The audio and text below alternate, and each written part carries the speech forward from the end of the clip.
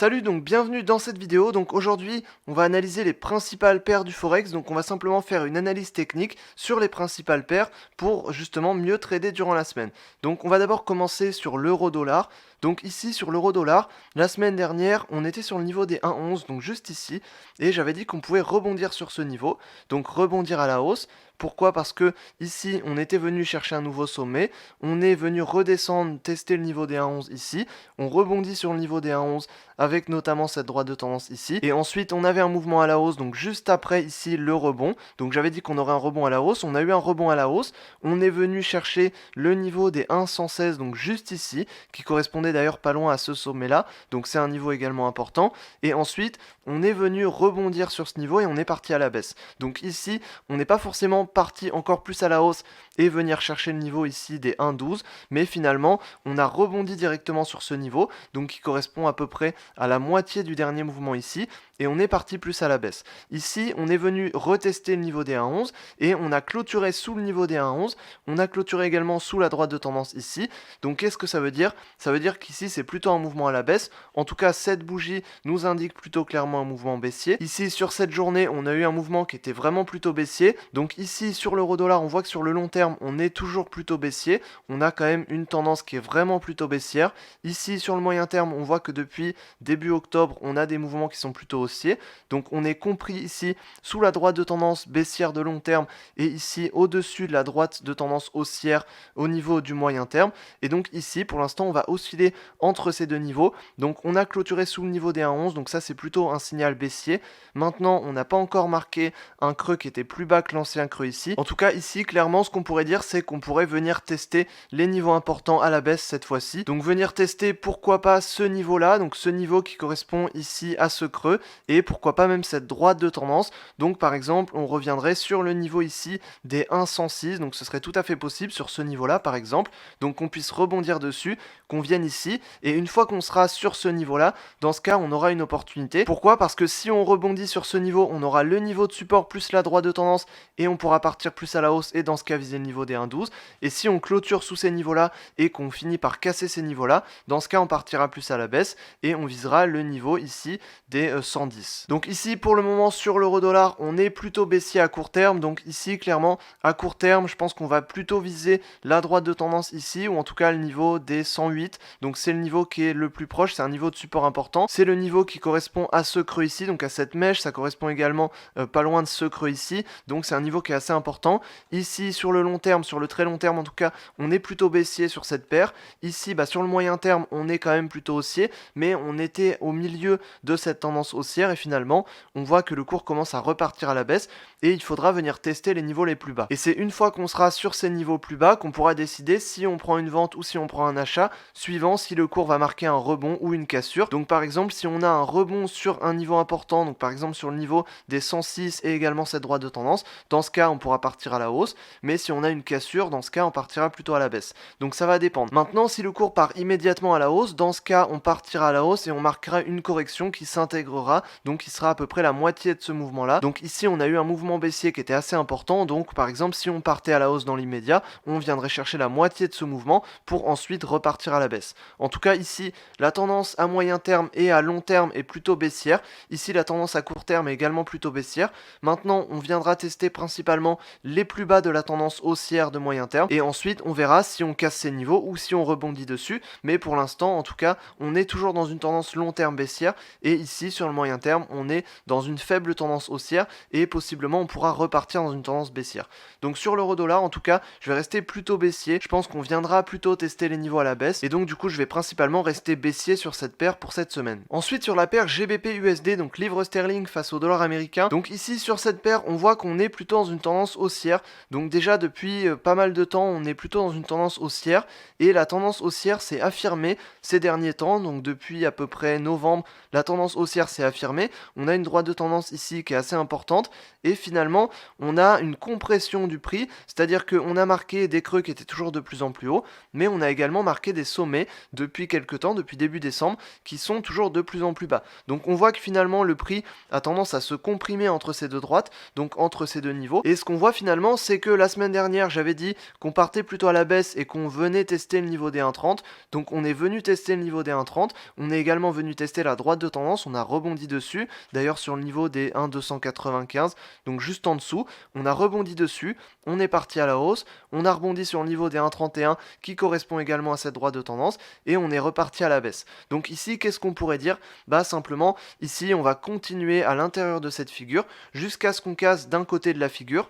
Donc soit on casse à la hausse, soit on casse à la baisse. Et donc ici, du coup, sur cette paire, on a un mouvement qui était plutôt baissier. On a eu un mouvement haussier ici plutôt baissier à partir du niveau des 1,31. Et donc pour le moment, on restera plutôt baissier sur cette paire. Donc on est venu tester le niveau des 1,30. En tout cas, on n'est vraiment pas loin du niveau. On a un gros chandelier baissier ici. Donc simplement, je dirais qu'on pourrait venir tester le niveau des 1,30 un peu plus en profondeur, venir le tester à nouveau, pour tester à nouveau cette droite de tendance aussi, et ensuite, une fois qu'on sera dessus, soit on rebondira, donc si on rebondit, on repartira à la hausse et on visera le niveau des 1,31, et pourquoi pas, on partira par exemple dans un range, et si on casse ce niveau-là, donc si on casse le niveau des 1,30, si on casse la droite de tendance, et même si on casse le niveau des 1,295, dans ce cas, on partira plutôt à la baisse, et ce sera un gros mouvement baissier. Mais je pense pas que ça arrivera tout de suite, en tout cas ici, on va plutôt partir sur un test du niveau des 1,30 et un test de cette droite de tendance, et on va simplement tester ce niveau. Il y a plus de chances qu'on rebondisse dessus, donc je pense qu'on va plutôt rebondir sur les 1,30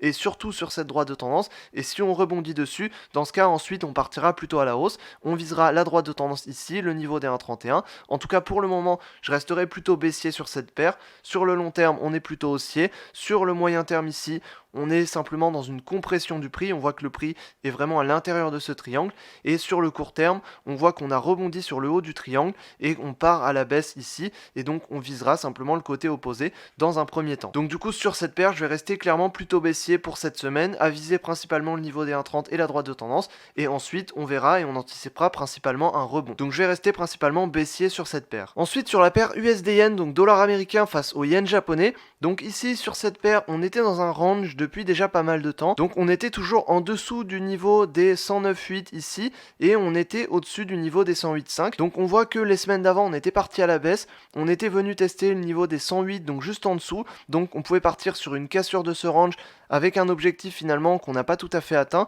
hormis avec cette mèche ici. Donc ensuite on a rebondi sur le niveau des 108 avec 3 mèches importantes, on est parti à la hausse. On est venu tester le niveau des 109,8 ici, et finalement sur ce niveau, comme on était dans un range, on aurait pu se dire qu'on partait à la baisse, c'est d'ailleurs ce que j'avais dit la semaine d'avant. Donc ici finalement, on n'est pas parti à la baisse, on a clôturé au-dessus. Donc quand on est dans un range, on part du principe qu'on va rebondir sur les deux côtés opposés du range. Maintenant, ça peut très bien arriver qu'on franchisse le range, et dans ce cas-là, quand on franchit un range d'un côté ou de l'autre, on va partir plus à la hausse ou plus à la baisse. Donc ici, dans ce cas-là, on a franchi le range à la hausse, donc on a franchi le niveau des 109,7 qui marquait le haut du range à la hausse, on a clôturé au-dessus, donc ça c'était un signal fort à la hausse. Ensuite la hausse a continué puisqu'on a eu un petit chandelier à la hausse, donc on a rebondi sur le niveau des 110, on est venu tester le niveau des 110 avec cette mèche, on a eu un petit chandelier baissier sous forme de correction, et ensuite on est reparti à la hausse, on a refranchi ce niveau là, et on a rebondi ici sur le niveau des 110,3. Donc actuellement on n'est pas loin de ce niveau là, en tout cas on est sur les 110,1, et ici qu'est-ce qu'on pourrait dire sur cette paire? Bah simplement on a un mouvement haussier qui a commencé à partir du niveau des 108, et vraiment pour l'instant on a un mouvement haussier qui est vraiment très fort. Donc on a eu des phases où le prix a ralenti, par exemple sur le niveau des 109,7 et également sur le niveau des 110, mais ici on voit que le prix clairement part plutôt à la hausse. Donc simplement ici je donnerai plutôt un objectif à la hausse. Sur cette paire je resterai plutôt haussier. Donc si on part à la hausse sur cette paire, on visera principalement des niveaux de résistance importants. Donc ici on a d'abord le niveau des 110,3, donc ça correspond à cette mèche, c'est le niveau qu'on est venu tester. Donc le dernier jour de cotation on est venu tester ce niveau là. Ensuite simplement il faudra qu'on clôture au-dessus de ce niveau là, et si on clôture au-dessus, ce sera un signal à l'achat, donc ça voudra dire que la tendance haussière continue, et dans ce cas là on partira plus à la hausse. Donc les prochains niveaux à la hausse, ce sera le niveau ici des 110,5, donc c'est un niveau important, et ensuite à terme ce sera bien sûr le niveau des 111 et ensuite le niveau des 112. Donc pour l'instant on n'y est pas encore, c'est des niveaux qui sont vraiment plus hauts, mais pour l'instant on est clairement dans une tendance haussière, déjà depuis pas mal de temps, depuis août on est dans une tendance haussière.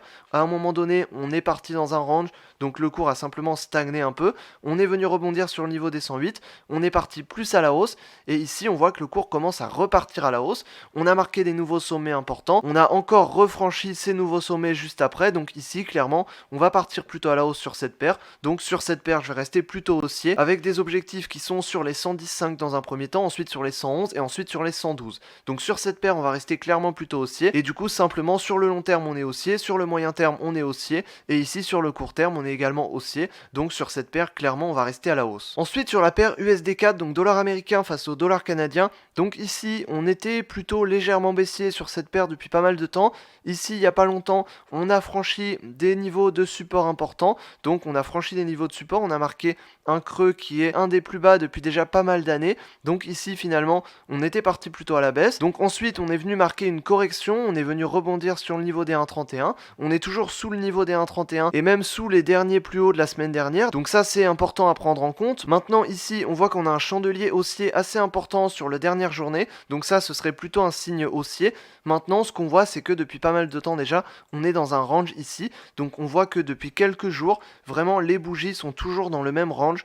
Donc simplement il faudra qu'on attende de sortir de ce range pour savoir vraiment si on part à la hausse ou si on part à la baisse. Donc j'avais dit ici qu'on partait plutôt à la baisse, donc peut-être que à terme on continuera à partir à la baisse. Maintenant pour le moment on voit que vraiment le cours n'a pas tellement évolué durant cette semaine, puisque on a toujours des plus bas qui sont toujours au même niveau, on a des plus hauts qui sont toujours au même niveau. Donc finalement on a travaillé les mêmes niveaux pendant toute la semaine, donc simplement le cours est dans un range à court terme. Donc ici il faudra qu'on attende de sortir de ce range. Donc soit on sort de ce range à la hausse, dans ce cas on vise les 1,31, soit on sort de ce range à la baisse, et dans ce cas on vise le niveau le plus bas ici. Donc sur cette paire je resterai plutôt légèrement baissier. Pourquoi? Parce que simplement on est sur le haut du range ici, donc on est sur le haut de la stagnation. Donc simplement ça voudrait dire que logiquement on pourrait rebondir sur le haut, sachant que la stagnation pourrait très bien continuer, puisqu'on voit que sur le long terme voilà, c'est une paire qui a tendance plutôt à stagner. Donc ici on pourrait très bien continuer à stagner à court terme. Donc ici simplement je resterai plutôt légèrement baissier, même si on a clôturé au-dessus de cette droite de tendance. Ça voudrait dire possiblement qu'on aurait un mouvement à la hausse. Maintenant ici on va plutôt privilégier le range, et simplement si on sort de ce range, dans ce cas oui on partira à la hausse et on visera le niveau des 1,31. Maintenant si on reste à l'intérieur de ce range, on prendra pas forcément en compte la cassure qu'on a ici, et du coup on partira à la baisse. Donc du coup sur cette paire sur le long terme je resterai quand même plutôt baissier, parce qu'on a cassé des supports, on a marqué des plus bas qui sont quand même des plus bas depuis plusieurs années. Donc clairement c'est plutôt des signes baissiers. Maintenant on a simplement la correction de ce mouvement là, donc on pourrait tout à fait repartir à la baisse, mais simplement ici on est dans une stagnation. Donc à moyen terme ici on est vraiment dans une stagnation importante, on est dans un range, et ensuite à court terme on est plutôt sur le haut du range. Donc ici je resterai plutôt légèrement baissier, mais principalement à court terme. Donc sur cette paire du coup je vais rester légèrement baissier, principalement à court terme. On va s'attendre principalement à rebondir sur le haut du range, et si on casse ce range à la hausse, dans ce cas on visera le niveau des 1,31. Ensuite sur la paire AUD-USD, donc dollar australien face au dollar américain, donc ici sur cette paire on avait eu un mouvement haussier à partir de ce niveau là, donc finalement on avait eu un mouvement baissier, on a rebondi sur ce niveau. On a eu un mouvement haussier important, donc j'avais dit que ce mouvement haussier pouvait continuer. Donc ici finalement on a stagné pendant pas mal de temps, et on a eu finalement une mèche importante. Donc on est venu chercher un niveau assez haut, et ensuite on est parti plus à la baisse. Donc ici clairement on a rebondi sur le niveau des 0,69, donc ça voudrait dire simplement qu'on pourrait partir plus à la baisse. On a rebondi dessus avec une mèche importante, un chandelier baissier, un deuxième chandelier baissier assez important, et finalement ici logiquement on pourrait viser ce niveau là, donc le niveau des 0,685. Donc ici pour le moment on pourrait tout à fait partir dans un range entre ces deux niveaux. Donc à voir, pour l'instant il faudra d'abord qu'on marque d'autres creux sur ce niveau et d'autres sommets sur ce niveau, mais on pourrait tout à fait partir dans un range si le cours venait à rebondir sur ce niveau, ou alors partir dans cette tendance haussière si le cours venait à rebondir sur cette droite de tendance. Donc pour le moment en tout cas on restera plutôt baissier sur cette paire. Pourquoi? Parce que simplement on a eu un mouvement haussier important, on est venu rebondir sur un niveau ici, donc le niveau des 0,69, on a rebondi dessus, on a un mouvement baissier, on est à peu près à la moitié de ce mouvement baissier. Donc finalement si le mouvement continue, et c'est ce qui risque de se passer, on viendra chercher le niveau des 0,685, et si on rebondit sur ce niveau, dans ce cas on partira sur une correction, et dans ce cas on partira plus à la hausse. Maintenant il y a plus de chances qu'on vienne casser ce niveau, et si on casse ce niveau, dans ce cas on viendra viser cette droite de tendance ici, avec pourquoi pas même le croisement de l'oblique long terme ici. Donc ce serait tout à fait un objectif intéressant. Donc en tout cas pour le moment sur cette paire je resterai plutôt baissier, baissier. Sur le moyen terme, on est plutôt baissier ici. On a rebondi sur un niveau important, on a un mouvement baissier. Sur le court terme ici, on a un gros chandelier baissier, on partirait plutôt baissier. Et sur le long terme ici, on est plutôt haussier depuis déjà début octobre. Mais finalement, il faudra qu'on vienne chercher les niveaux les plus bas pour partir plus à la hausse ensuite. Donc pour l'instant, on restera plutôt baissier sur cette paire. Et enfin, sur la paire NZD-USD, donc dollar néo-zélandais face au dollar américain. Donc ici, on est dans une tendance haussière déjà depuis pas mal de temps, depuis début octobre. Donc on est dans une forte tendance haussière. On a marqué des sommets qui étaient assez importants ici. Donc on a marqué un sommet qui était assez haut. On a eu une grosse correction de ce mouvement-là. Et ensuite, ici, on est venu rebondir sur le niveau des 0,66 sur la droite de tendance ici. Et ensuite, finalement, on rebondit dessus. On part un peu à la hausse, on part un peu à la baisse. Donc ici, on est dans une stagnation pour le moment. Donc en tout cas, on est au-dessus du niveau des 0,66. Donc ça, c'est un niveau de support important. Si on casse ce niveau à la baisse, dans ce cas, on partira plus à la baisse. Maintenant, si on rebondit sur ce niveau, dans ce cas, on partira plus à la hausse. Maintenant, ce qu'on voit pour le moment, ce que le cours fait, c'est simplement qu'il est dans un range, il est dans une stagnation. Donc pour le moment ici, je resterai plutôt dans cette stagnation. Donc ici, simplement, on pourrait venir retester le niveau des 0,66 avec cette droite de tendance ici. Maintenant, pour le moment, même si on vient tester ce niveau-là, ensuite, on repartira à la hausse sûrement, si en tout cas, on rebondit dessus, ou alors si on casse, dans ce cas, on partira plus à la baisse. Donc ici, pour le moment, on va partir d'abord sur le premier test de ces niveaux-là, mais sachant qu'on est vraiment pas loin de ces niveaux-là, pour ensuite, possiblement, partir plus à la hausse. Donc en tout cas, sur cette paire, sur le long terme, je vais rester plutôt haussier, on est quand même plutôt dans une tendance qui est haussière. Sur le moyen terme ici, finalement, on est plutôt baissier, même si on voit que la baisse est de moins en moins forte, donc finalement on serait plutôt dans un range. Et sur le court terme ici, je serais plutôt neutre, en tout cas légèrement baissier. Pourquoi? Parce que simplement ici on est dans une stagnation depuis déjà quelques jours et on est plutôt sur le bas, on a un mouvement baissier, donc finalement on viendrait tester les niveaux les plus bas ici pour ensuite rebondir sur l'oblique long terme et partir plus à la hausse. Donc en tout cas sur cette paire, je vais rester plutôt baissier à court terme, même si ici il faut quand même prendre en compte qu'on est dans une stagnation. Donc à long terme je resterai haussier, mais sur le court terme plutôt légèrement baissier. Donc voilà, j'espère que je t'aurai aidé dans cette vidéo à mieux analyser les principales paires du Forex pour cette semaine. Donc si tu veux apprendre les bases de la bourse et du trading, tu peux cliquer sur le lien juste en dessous en description, c'est entièrement gratuit. Tu peux accéder à une formation gratuite. Donc voilà, j'espère que je t'aurai aidé dans cette vidéo. Et sur ce, je te dis à la prochaine dans une autre vidéo. Salut!